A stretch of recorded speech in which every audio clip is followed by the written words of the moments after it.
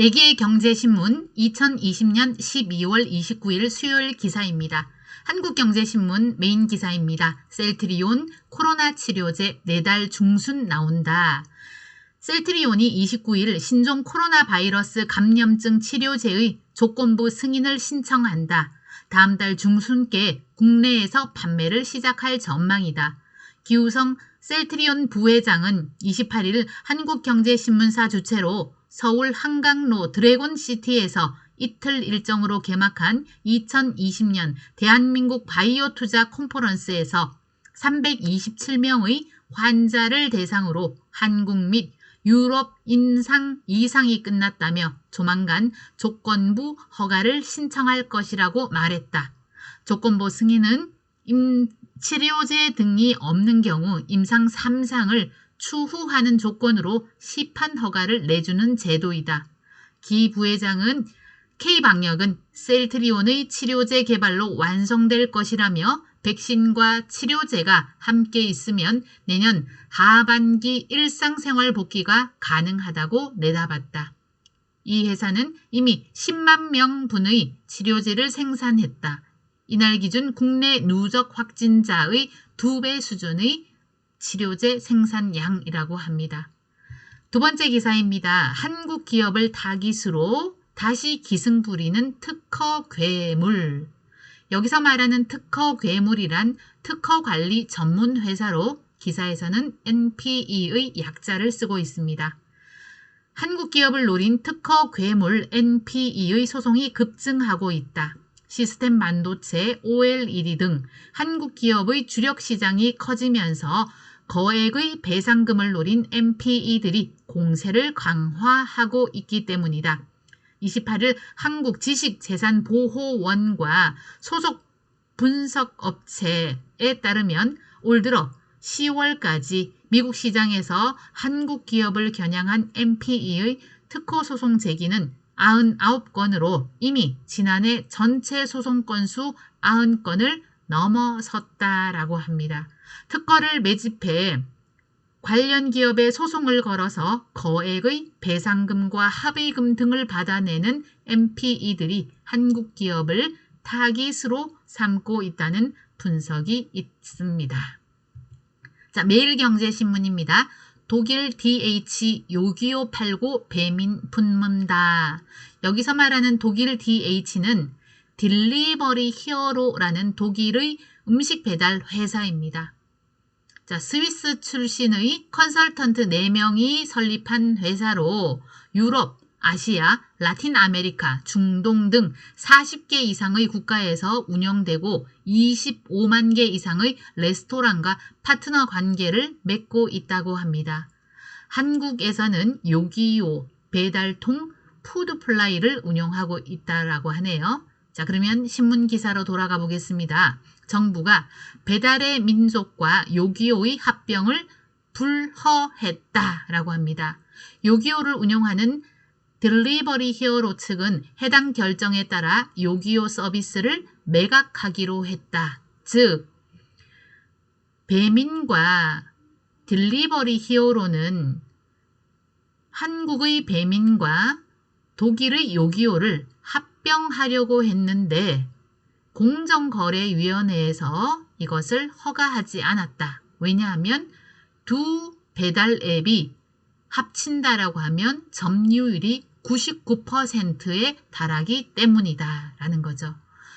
앞서서 우한 형제들이 운영하는 배민 그리고 DH는 지난해 12월 4조 7,500억 원을 투자하는 인수합병 계획을 발표하고 50대 50 지분으로 싱가포르의 합작회사인 우아 DH 아시아를 설립하기로 했습니다. 하지만 우리 공정거래위원회가 허가하지 않았는데 허가 조건으로는 이미 딜리버리 히어로가 운영하고 있는 요기요를 매각했을 때 합작을 허가한다라고 했습니다. 이에 딜리버리 히어로는 요기요를 매각하기로 했고 이로 인해서 배민을 품는다. 그러면 배민과 딜리버리 히어로는 합작회사로 싱가포르에 회사를 설립할 수 있다라는 거죠.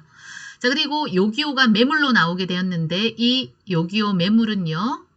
국내 대기업 또는 플랫폼 기업이 관심을 보이고 있다라고 하네요. 네이버, 카카오, 쿠팡, 이마트 등이 잠재적인 인수 후보 기업으로 거론되고 있다고 합니다. 자, 그 다음 세 번째 기사입니다. LG그룹 자동차 부품 매출 16조를 달성한다라고 합니다. 2017년도에 9조 6천억이었는데 3년 만에 16조로 아주 큰 성장을 보내왔는데요.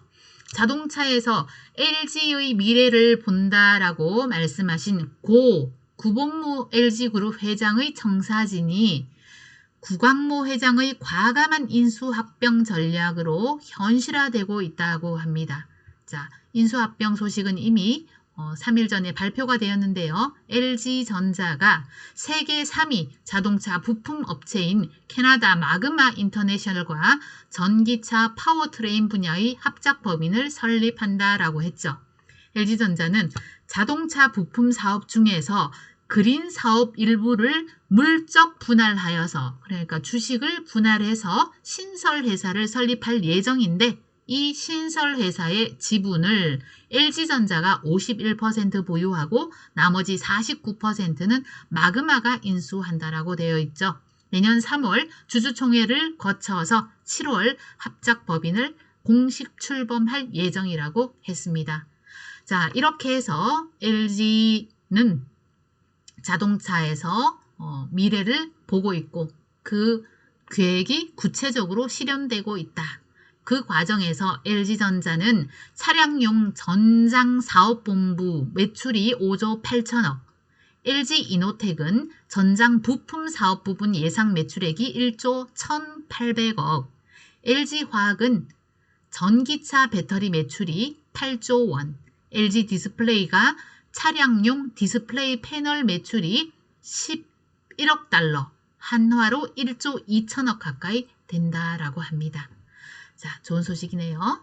자, 마지막 기사입니다. 백신 여권 없나요? 라고 하네요. 앞으로는 백신 여권이 없으면 해외여행을 못 간다라는 기사입니다. 코로나19 백신 접종을 증명하는 백신 여권 개발에 속도가 붙고 있다라고 합니다. 이미 미국과 유럽연합은 백신 접종이 시작되었고 해외여행에 대한 기대치가 커지고 있지만 해외여행이 어떻게 가능해지느냐. 지금 CNN에서 발표하기를 외국 여행을 하거나 영화관, 콘서트장, 경기장 등 다중 밀집 시설에 들어갈 때 백신 접종 사실을 입증해서 보여줄 수 있는 디지털 증명서를 만들어서 앞으로 사용할 예정이라고 합니다. 자, 이 디지털 증명서, 즉 백신 요건이라고 표현하네요. 이것은 앱으로 만들어지고요. 이 앱 이름이 뭐냐?